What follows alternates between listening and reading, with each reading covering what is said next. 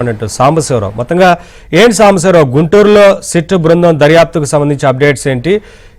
ఎటువంటి సమాచారాన్ని సేకరిస్తా ఉన్నారు అలాగే పోలీసులకు సంబంధించి వ్యవహరించిన తీరు పట్ల గాని ఇటువంటి అన్ని కూడా విచారణ ఎలా జరుగుతా ఉంది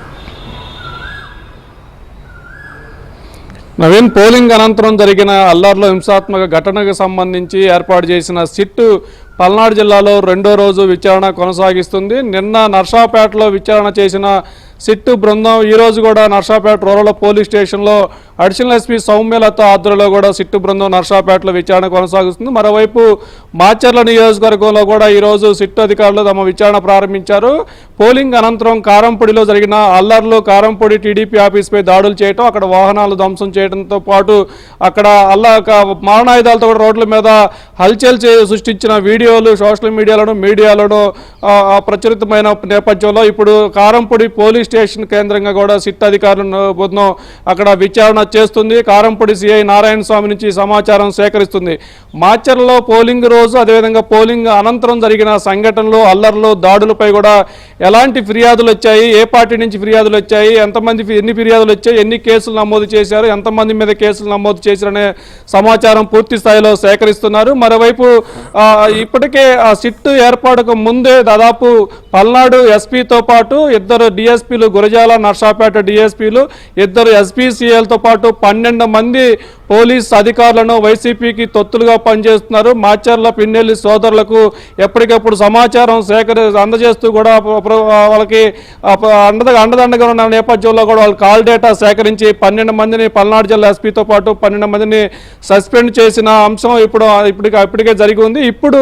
ఇంకా ఎవరు వైసీపీ నేతలకు కానీ రాజకీయ నాయకులు తొత్తులుగా పనిచేసి వారికి గొడవల్లో సహకరించారనే సమాచారాన్ని అయితే కూడా వాళ్ళు కాల్ డేటా ఆధారంగా సమాచారం సేకరిస్తున్నారు ఒకవైపు నర్సాపేట రూరల్ పోలీస్ స్టేషన్లో ఒక బృందం కారంపొడి పోలీస్ స్టేషన్లో ఒక బృందం ఉండి ఈరోజు ఉదయం నుంచి కూడా ఇంకా అక్కడ విచారణ అయితే కొనసాగుతూనే ఉంది మరోవైపు సత్తెనపల్లికి చెందిన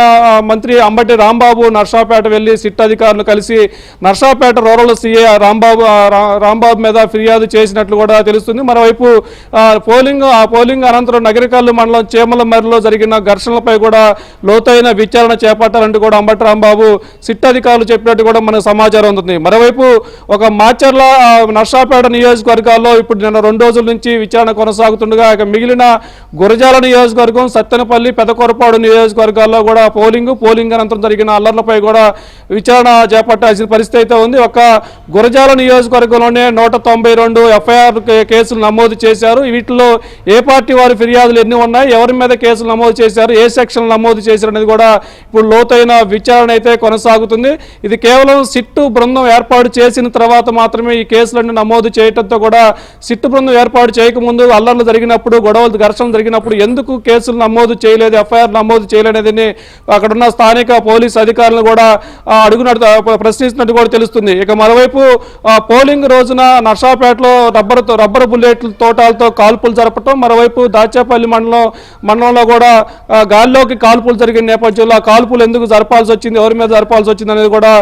విచారణ సేకరిస్తున్నట్టు కూడా తెలుస్తుంది మొత్తంగా పల్నాడు జిల్లా వ్యాప్తంగా పోలింగ్ రోజున పోలింగ్ అనంతరం జరిగిన అల్లర్లు ఘర్షణల నేపథ్యంలో కూడా ఇప్పటికూ కేసులు పోలీసుల నుంచి కూడా సమాచారం సేకరిస్తున్న సిట్ అధికారులు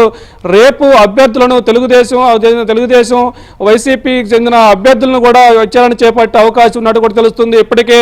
మాచర్లకు చెందిన పిన్నెల్లి సోదరులు కూడా మాచర్ల నుంచి పరారైన నేపథ్యంలో అందుబాటులో ఉన్న అభ్యర్థులను కూడా విచారణ చేపట్టి వాళ్ళ నుంచి సమాచారం సేకరిస్తున్నట్టు కూడా తెలుస్తుంది మరి రేపు అభ్యర్థుల దగ్గరికి వెళ్తారా అభ్యర్థులను స్టేషన్కి పిలిపించుకుంటారు అనేది కూడా ఇప్పుడు ప్రశ్నార్థకంగా ఒక ఉద్రిక్త వాతావరణం అయితే